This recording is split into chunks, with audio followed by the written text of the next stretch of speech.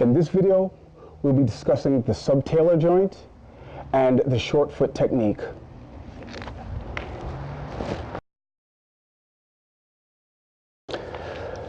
In the previous video, I explained how a big toe being weak would lead to a pronated foot or a flat foot, and how I explained the weakness in the toe was mostly by conventional sneakers or shoes having an upturn at the forefoot.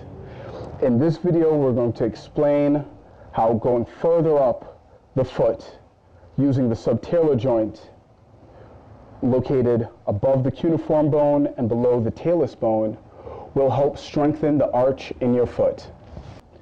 Now, its function is an inversion and eversion. Now, the ankle is mainly the cause for that, but the inversion and eversion, although subtle, is the main component in raising the arch of your foot. So again, inverted ankle, everted ankle, supinated, pronated, but when you engage the subtalar, you'll see a slight curve. Inverted, everted, inverted, everted, pronated, supinated.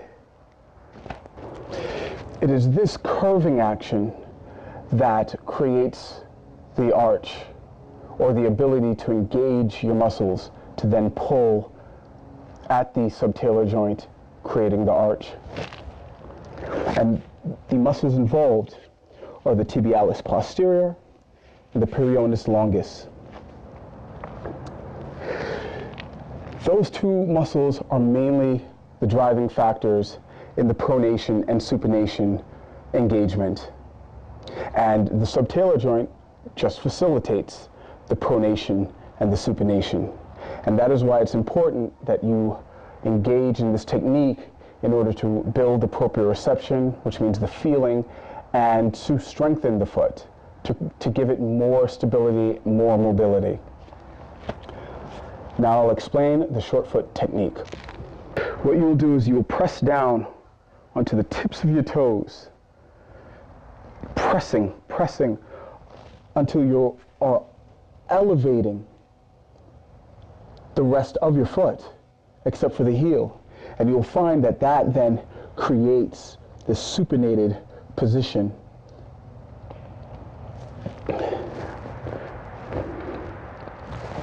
Pressing down, pronated foot, pressing the toes down, pressing as hard as you can, lifting, engaging the tibialis posterior, pushing that arch up. Now, I'll show you again. Flat, pressing, not just curving, but pressing until it pushes up. And always remain with an engaged knee, slightly bent. Do not lock it back, because you will be engaging in a supinating motion which could shear the knee. When engaging in this technique, you will immediately feel it in your erector muscles on your lower back, and also in your glutes and the TVA, your core, because your core is only as stable as your feet and vice versa. And a lot of times, because of pronated feet, we don't engage our glutes enough, and we do not understand how to fire the glutes. And with this technique will be the beginning of your understanding of how it feels to engage your glutes. And as an example, I will then show you the rear view, and you can see the action that is engaged.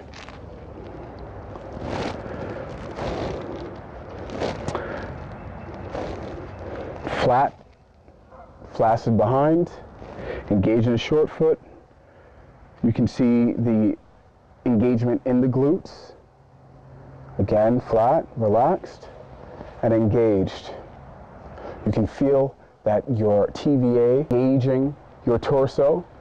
You'll feel that you'll pull in at the navel, When you engage in the short foot technique, you'll squeeze the glutes and engage the glutes when engaged in this technique, and you'll have externally rotated tibias through this technique. And the more it is practiced, the more this is practiced, the more your gait, your locomotion will improve. You will go from using your quadriceps to pull you through walking into now firing your posterior into pushing. And that, for many people with flat feet, is a major concern. They are unable to utilize their posterior well.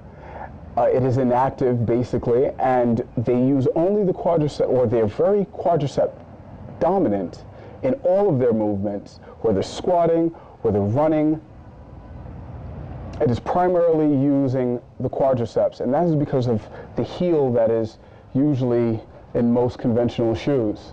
And that's why it's also important to have more time out of shoes or out of conventional shoes than you have in. I would say you'd want 80% out of your shoes, 20% in your conventional shoes if you can.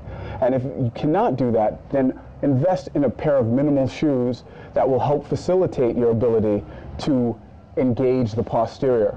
Because by doing the short foot technique in everyday walking, and I'll display that, not only will your gait change, but your foot will strengthen.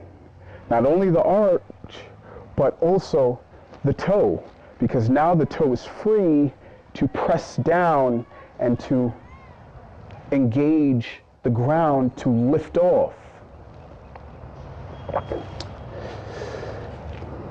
In conventional shoes, you will never be able to do that. So if you are to practice these exercises, it will be barefoot or in minimal shoes. Otherwise, you will be unable to practice it and to understand it at all. Now that you've used the short foot technique, we will then add some progression. You'll go from standing, static, and holding the short foot pose while pressing down, which is very exhausting if you've never activated it before. But now we will also be doing movement side to side, side to side. Not extreme lunges, but just getting an idea. We will then engage squatting while pressing down with the toes, engaging the short foot technique. In order to further develop the strength and mobility in your foot using this exercise, we will impart a lacrosse ball, and we will place it between the ankles. We will engage the short foot, and I already feel the intense glute activation, and then we are going to elevate the heel, and we like to hold that for 10 seconds and then 20 seconds down. Again.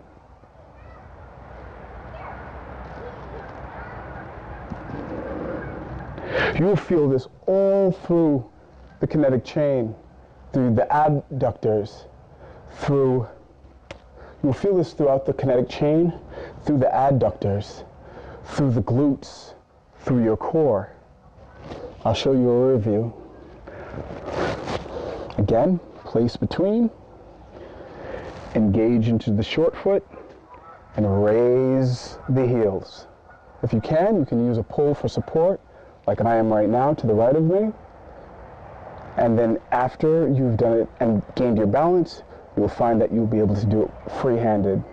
Now again, look at the posterior chain, flat and flaccid in the glutes, pronated in the feet.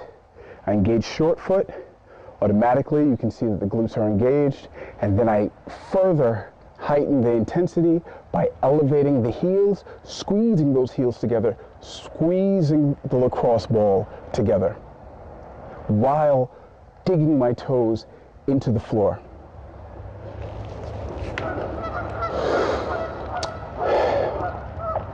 These exercises will lead to strengthen your arch. It will fix your flat foot, or at least it did with mine.